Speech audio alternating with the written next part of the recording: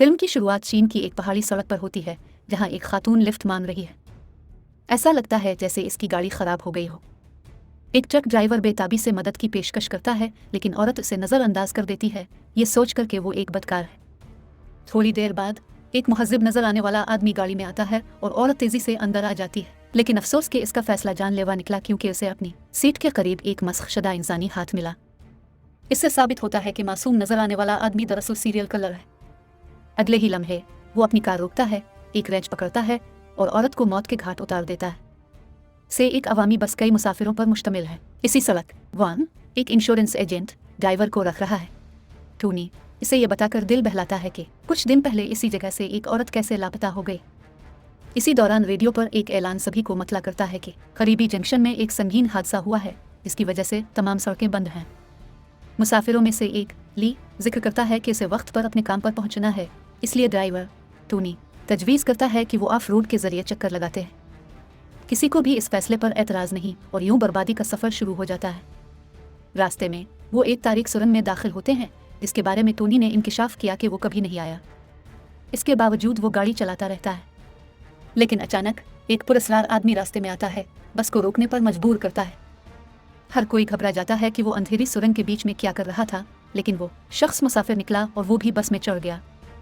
ली जो एक अखबार पढ़ रहा है, पता चला कि पुरस्कार आदमी एक मतलूब मुजरिम है, तो वो छपकर हिफाजत के लिए छुरी निकालता है। बस में दो ख्वातीन हैं, सारा एक ख्वाहिशमंद मॉडल और जेन एक हामिला खातून।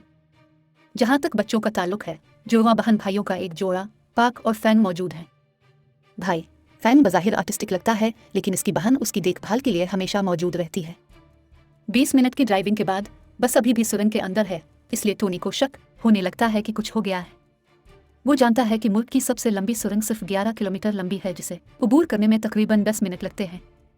लिहाजा ग्रुप ने मोड़कर वापस जाने का फैसला किया जिस रास्ते से वो आए थे। लेकिन हैरत की बात यह है कि पूरी रफ्तार से सफ़र करने के 30 मिनट बाद भी दाखिली रास्ता नज़र नहीं आता।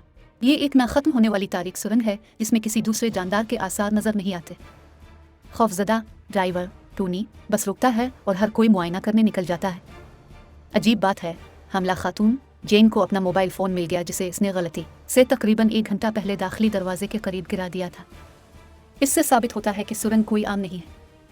जब हर कोई घबराहट शुरू कर देता है, ली सूरत हाल को संभालता है और सब को पुरसुकून होने को कहता है।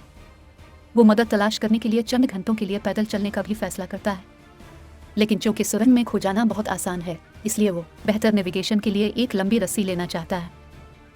ली रस्सी के एक सिरे को उठाएगा और चल रहा है, जबकि दूसरा सरा इंश्योरेंस वाले के पास होगा। वांग खुशकिस्मती से इसके लिए हामिला खातून के पास बहुत सी ऊन बनी हुई है। इसके जाने से पहले पुरस्कार आदमी जिसने बस को पहले रोका था भी इसके साथ शामिल होने की ख्वाहिश का इजहार करता है और ली ने हिचकिचाते हुए इत्तेफाक किया। रास्ते में दोनों ने एक दूसरे का तारुफ कराया और इस शख्स का नाम चेन बताया गया। ताहम वो अपने कामा ख़ानदान के बारे में बात नहीं करता है। थोड़ी देर के बाद धुंध छाने लगती है और बस के करीब मुसाफिरों को दूसरे सिरे से दो शख्सियतें आती हुई नजर आती हैं। खौफजदा होकर वो उनके सामने आने वाली हर चीज़ का सामना करने के लिए तैयार हो जाते हैं, लेकिन उनकी हैरत की बात यह है कि यह अदाद व शुमार ली और चैन के अलावा कोई और नहीं है। किसी न किसी तरह वो दोबारा ग्राउंड ज़ीरो पर ख़त्म हो गए हैं, वो जगह जहाँ से उन्होंने टेक ऑफ किया था। ये यहाँ और भी अजीब हो जाता है।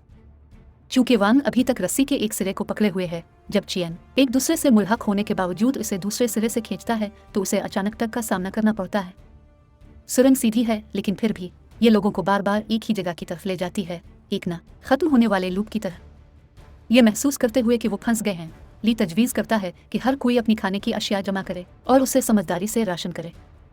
इसके बाद तमाम 4 मर्द इस जगह का मुआयना करने के लिए निकलते हैं, जबकि 3 ख्वातीन और आर्टिस्टिक फैंग बस के अंदर आराम करते हैं। अभी 30 मिनट ही हुए हैं, लेकिन जब जेन बेदार हुई तो उसे पता चला कि पूरी बस मिट्टी में ढकी हुई है। हैरान रहकर वो सबको जगाती है और जल्दी से बाहर निकल जाती है। इसी वक्त मर्द भी पहुंच जाते हैं और बस को खस्ता हालत में पाते हैं। टोनी फौरन खाना चेक करने जाता है, लेकिन इसे पता चलता है कि सब कुछ बोसीदा हो चुका है। इससे साबित होता है कि न सिर्फ ये सुरंग लामुतनाही है, बल्कि वक्त भी यहाँ बहुत मुख्तलिफ अंदाज में हरकत करता है।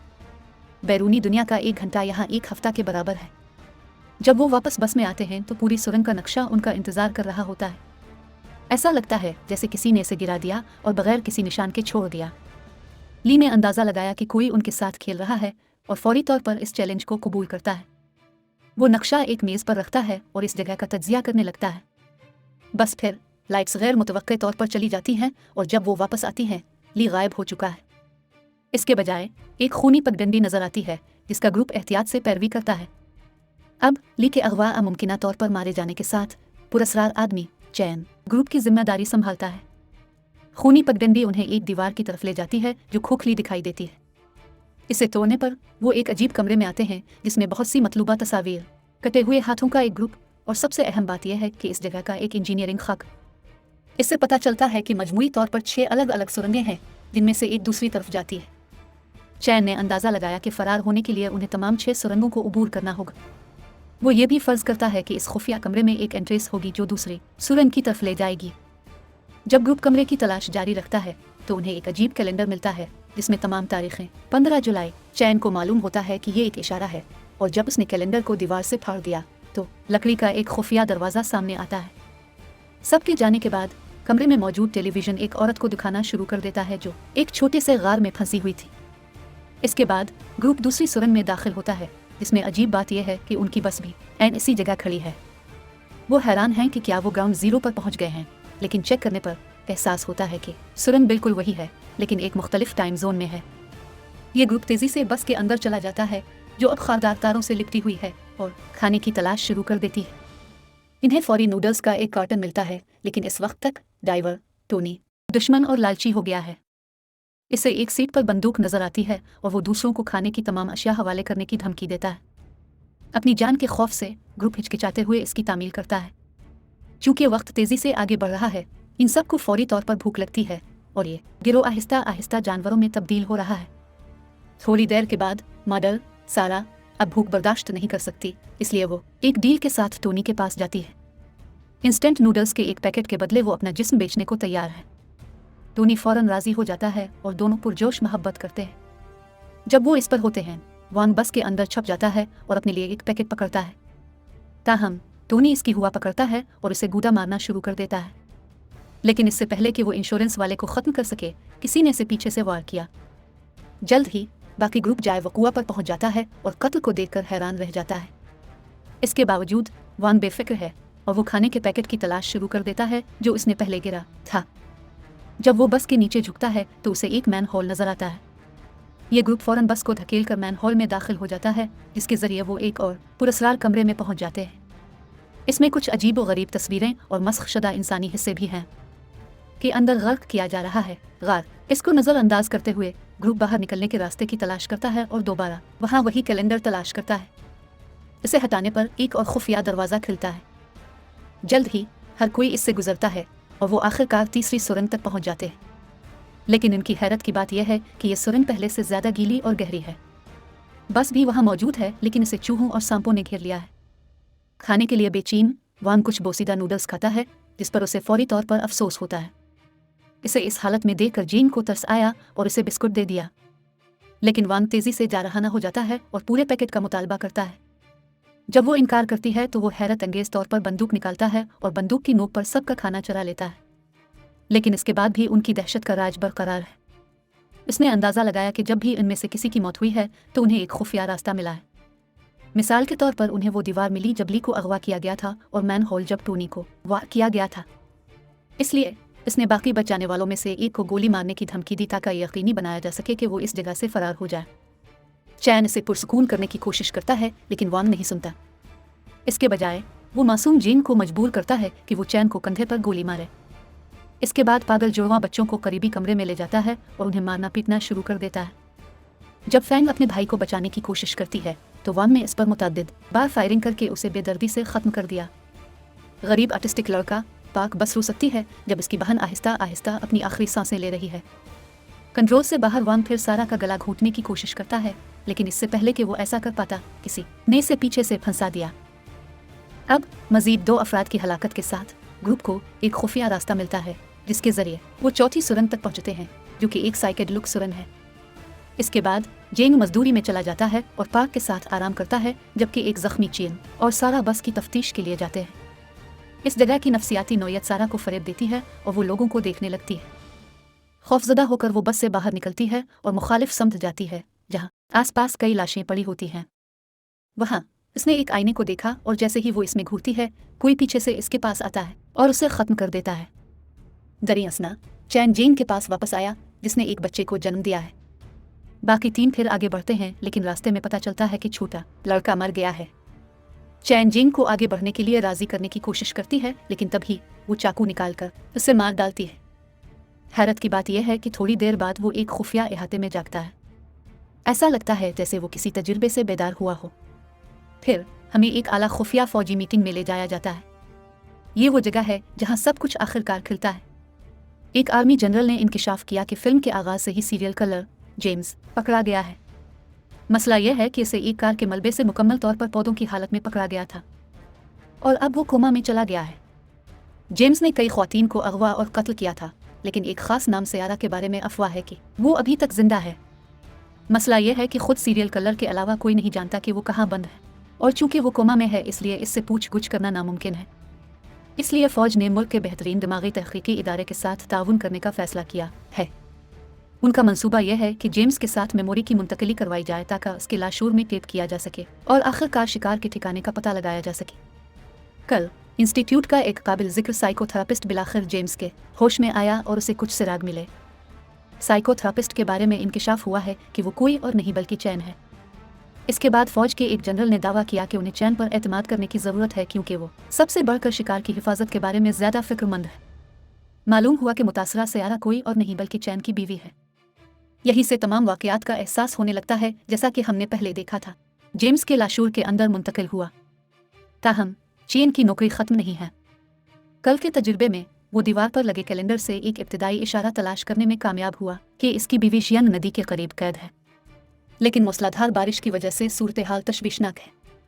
अगले 36 घंटों में दरिया के दोनों किनारों पर मौजूद तमाम गारें उभरते हुए दरिया से मुकम्मल तौर पर ज़ेर आब आ जाएंगी, इसलिए सियारा की ज़िंदगी को ख़तरे में डाल दिया जाएगा। नतीजे के तौर पर चियन को कल एक बार फिर जेम्स के होश में आने की ज़रूरत है ताकि वो सियारा के सही मकाम के बारे में मज़ीद सुराग तलाश कर सके। इस रात जब चैन खुद बैठा हुआ था, फौजी जनरल इससे तरक्की के बारे में पूछने के लिए इसके पास पहुंचा। चियन फिर जेम्स के शऊर के अंदर अपने तजुर्बे का इश्तिराक करना शुरू करता है और याद करता है कि तारीख 15 जुलाई 1996 अक्सर कैलेंडरों पर शाये होता है। चीफ बताता है कि ये वो तारीख है जब सीरियल किलर के वालिदैन दोनों मर गए थे। इस मुश्किल दिन के दौरान इसके वालिद को पता चला कि इसकी माँ का एक ड्राइवर के साथ कोई ताल्लुक है। इसके नतीजे में दोनों के दरमियान एक बड़ा झगड़ा हुआ, जिसका इख्तिताम उसकी माँ ने अपने वालिद को छर्रा घोंपने के साथ किया, इससे पहले कि वो खुद नाकाबिल तसव्वुर हो। चीन इंकिशाफ से हैरान रह गया, लेकिन वो अपना तजुर्बा बताता रहता है। वो कहता है कि जेम्स की अंदरूनी दुनिया में वो अपने तारीख पहलू और अच्छे पहलू दोनों को देखने के काबिल था, लेकिन आखिर में अच्छी तरफ नाकाम रहे। सीरियल किलर खुद दरअसल एक टनल इंजीनियर था, इसलिए जब वो कोमा में चला गया तो इसने अपने इंतशार शऊर के अलामती करियर के तौर पर अपने दिमाग में एक सुरंग कायम करना शुरू कर दी। इसके शऊर में सुरंग सिर्फ एक मुर्दा लूप है जो कहीं नहीं जाती। जब चैन जेम्स के दिमाग में दाखिल हुआ तो इसका इब्तिदाई हदफ उसे इस्लामुत्तनाही लूप से बाहर निकालना था ताकि जेम्स कोमा से बेदार हो सके। ताहम इसने तवक्को नहीं की थी इतनी तकसीम शुदा शख्सियात होंगी बारे में सुराग तलाश कर सके। बीवी की कैद के इसका नया मिशन उन शख्सियात में से असल मुजरिम को तलाश करना और इससे जवाब के लिए पूछ-गुछ करना था। जैसा कि वो इन शख्सियात से मुंसलिक हुआ, उसने उनके बारे में मज़ीद मालूमात हासिल की। बेहतरीन शख्सियत ली थी जो जेम्स के सेहतमंद और अकली पहलू से मुशाबहत रखती है। उम्मीद थी कि यह अच्छी शख्सियत दूसरों को पीछे छोड़ सकती है और जेम्स को इस लूप से निकाल सकती है। बदकिस्मती से वो सुरंग में लाइट्स जाने के बाद अचानक गायब हो गया। इस शख्सियत के गायब होने से हालात की अफरा तफरी फैल गई। दूसरी शख्सियत ड्राइवर टोनी थी जो बिलाखिर मुतशद्दिद हो गया। ये जेम्स की मुतशद्दिद शख्सियत से मुशाबहत रखता है। तीसरी और चौथी शख्सियात वान और सारा थी जो जेम्स के अपने वालिद और वालिदा के अंदरूनी अंदाज से मुशाबहत रखती हैं। इसके वालिद एक इंश्योरेंस सेल्समैन थे, जबकि इसकी माँ एक मॉडल थी। अफसोसनाक बात यह है कि जब वालिद जेम्स के साथ बदसलूकी करते थे तो इसकी माँ ने इसकी ज़्यादा परवाह नहीं की और उसके बजाय इनके ड्राइवर के साथ ताल्लुकात ख़त्म कर दिए। इसकी नुमाइंदगी इस वक्त होती है जब सारा ने ड्राइवर टोनी के साथ सिर्फ खाने के लिए बाहर किया था। पांचवीं हमला खातून जिंग थी जो उनकी माँ की मिसाली तस्वीर से मिलती जलती थी। अगरचे ये एक अच्छी शख्सियत है, लेकिन इसने इसके तारीख पहलू को काफ़ी हद तक दबाया नहीं, तो इसने भी अपने अजाब से मुलाकात की। छठी और सातवीं शख्सियत वो जुड़वां बच्चे थे जो उसके बचपन की शख्सियत से मुशाबहत रखते थे। आर्टिस्टिक, अजीब, निस्वानी लेकिन रियाजी और खलाई तबीयत में बहुत बासलाहियत। लेकिन एक शख्सियत और भी है जो बस में नहीं थी। ये सख्त तरीन शख्सियत है और हमेशा अंधेरे में छुपी रहती है। ये वो शख्सियत है जिसने ली, ड्राइवर टोनी और वान को खुफिया तौर पर कत्ल किया। लेकिन मजीद जानने के लिए चैन को एक और तजुर्बे की ज़रूरत है। अगला दिन आता है और चैन याददाश्त की मुंतकली के दूसरे मरहले से गुजरता है। इस बार वो बरह रास्त जेम्स का सामना करता है और अपनी बीवी के ठिकाने का मुतालबा करता है। ताहम सर्द खून वाला कातिल इतनी जल्दी मालूमात को तर्क नहीं करना चाहता। इसके बजाय वो इस बारे में बात करना शुरू कर देता है कि वो अपने वालिद को कत्ल करने पर अपनी माँ से किस तरह नफरत करता है। ख़वातीन के तय ये अदम तहफ़्फ़ुज़ इसीलिए है कि वो उन्हें अगवा करके ख़त्म कर देता है। इतना कहकर वो चैन को अपने लाशूर के मुख्तलिफ हिस्सों में ले जाता है जहाँ इसकी ज़िंदगी के मुख्तलिफ वाक़यात पेश किए जाते हैं का सामना करता है। पाक वो लड़के से जोड़ तोड़ करने की कोशिश करता है कि वो अपनी बीवी के मकाम पर नुकात छोड़ दे, लेकिन इसकी जुड़वां बहन फैंग उसे रोकती है। इसके बाद चैन को एक सिनेमा हॉल ले जाया जाता है जहां इसका सामना सुरंग के अंदर होने वाले तमाम कत्ल के पीछे असल बुराई से होता है। ये इंकिशाफ हुआ है कि वो कोई और नहीं बल्कि खुद च्यून है। इससे पता चलता है कि जेम्स का लाशूर इतना गड़बड़ और बुराई है कि जो उसे देखता है वो भी सीरियल किलर की तरह सोचने लगता है। बुरी चैन ने इंकिशाफ किया कि वो नहीं चाहता था कि सयारा को बचाया जाए, इसलिए इसने एक एक करके सुरंग के अंदर मौजूद लोगों को मार डाला, जिनमें नौज़ायदा बच्चा भी शामिल है। अचानक खौफजदा आर्टिस्टिक लड़का पाक स्टेज पर नमूदार होता है और इसी तरह चैन की बीवी भी। पाक आहिस्ता आहिस्ता सयारा के पास इसे मारने के लिए आता है, लेकिन आखिरी लम्हे में वो पीछे हट जाता है। इसे बेहतरीन मौका के तौर पर लेते हुए असली च्यून खौफजदा लड़के के पास जाता है और इससे दरख्वास्त करता है कि वो जाग जाए और हुकाम को अपनी बीवी के मकाम के बारे में बताए। हैरत की बात है, पाक इससे इत्तेफाक करता है और चला जाता है।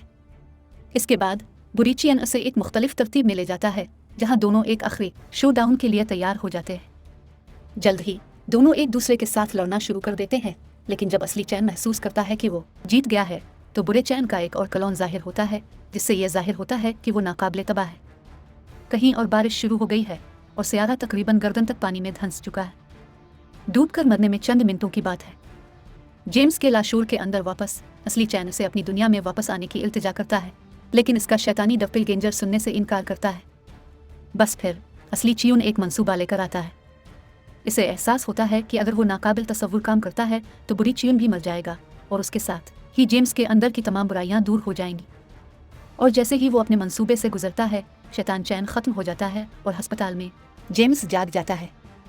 मुकम्मल तौर पर बदला हुआ आदमी होने के नाते वो फ़ौरन हुकाम को सयारा के मकाम के बारे में बताता है। इस तरह सयारा वक्त की नज़ाकत में बच जाती है, लेकिन च्यून नहीं जागता। फिल्म ख़त्म होती है जब वो लामुतनाही सुरंग के गिर्द घूमता है। इस बात का इशारा है कि वो कभी घर वापस नहीं आएगा।